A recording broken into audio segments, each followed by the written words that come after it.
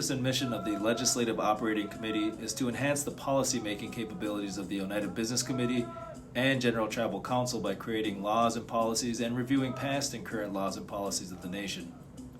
The LOC is also responsible for maintaining the Oneida Register. The LOC Legislative Operating Committee shall consist of 5 council members' positions of the Business Committee. Saguli Swagwek, Jonas Hill Gayets. My name is Jonas Hill, council member on the Oneida Business Committee. I also serve on the Legislative Operating Committee. Saguli, my name is Kirby Matoxin. I'm a council member for the Oneida Nation and serve as vice chair of the LOC. Saguli Swagwek, hello everyone. My name is Jameson Wilson, council member for the Oneida Business Committee, and I also serve as the chairman of the Legislative Operating Committee. Saguli Skugwek. Hello everyone, my name is Marlon Skinador. I am a council member on the Oneida Business Committee and also a member of the Legislative Operating Committee. Great, Jenny Webster Neogets. Hello everyone, I'm Jennifer Webster, council member, Oneida Business Committee, and member of the Legislative Operating Committee. The Legislative Operating Committee members shall serve 3-year terms consistent with their term of office on the Oneida Business Committee. The LRO, Legislative Reference Office, consists of 3 attorneys. The LOC is responsible for the development of laws of the nation in accordance with the Legislative Procedures Act. The legislative process begins with a request or a referral for the development of a new law or amendments to a current law. Anyone can request legislation or amendments to legislation, and this includes the General Tribal Council, the Oneida Business Committee, members of the Legislative Operating Committee, also known as the LOC, employees or entities of the nation, community members, and the general public. When a request is received, it is placed on the LOC's agenda, and the LOC decides to either approve or deny the request. LOC will have to weigh the needs of the nation with its legislative priorities, current circumstances, workload, and timing. If the LOC denies the request, then the item will not be taken up. A letter is then sent to the requester. If the LOC accepts the request, the LOC will add the item to the active files list. Once the LOC decides to add a legislative item to the active files list, the LOC then assigns the legislative matter a sponsor, and an attorney from the Legislative Reference Office is assigned. After a legislation item is added to the active files list, the development of the legislation begins. The LRO and the LOC will hold work meetings collaborating with affected entities to develop legislation. The drafting attorney will create a draft of the legislation item based on the LRO's research and information received at the work meeting. After the LOC reviews the draft, the legislative analysis is completed, which is plain language and analysis describing the important features of the legislation to enable the LOC to make informed decisions regarding legislation.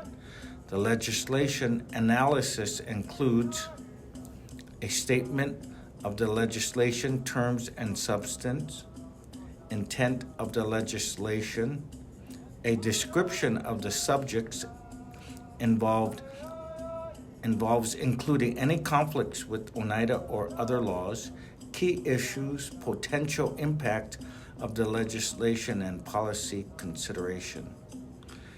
The LOC then reviews the draft again with the legislative analysis and either sends it back for more drafting or decides to hold a public meeting to gather public comments on the matter.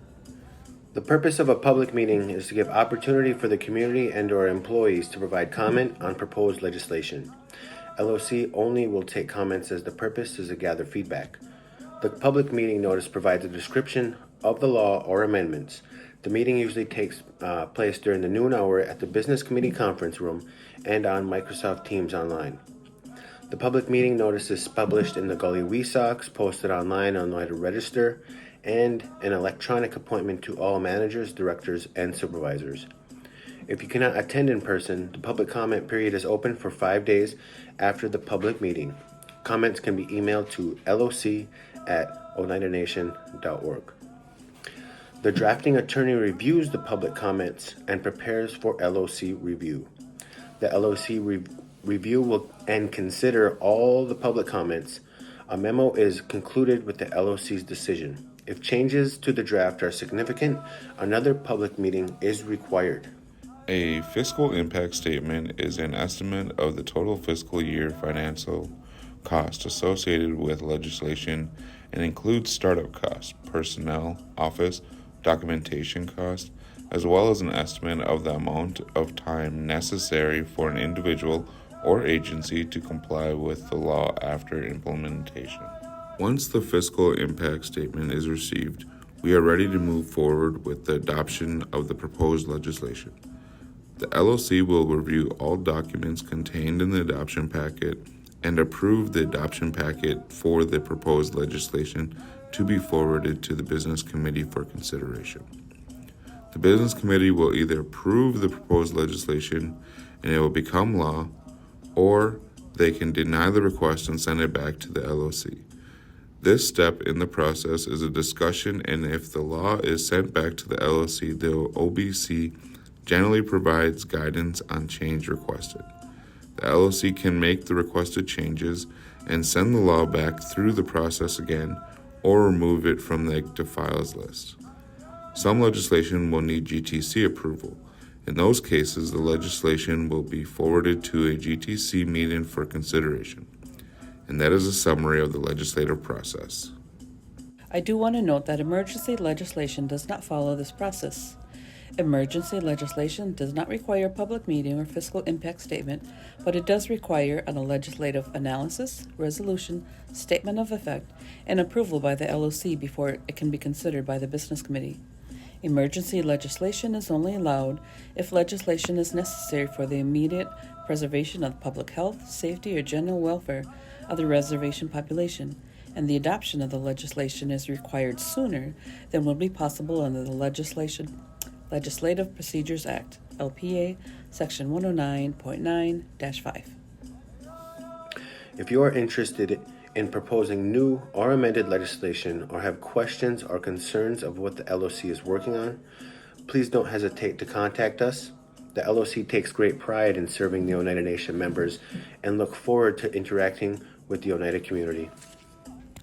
The LOC and LRO can be contacted by mail or phone at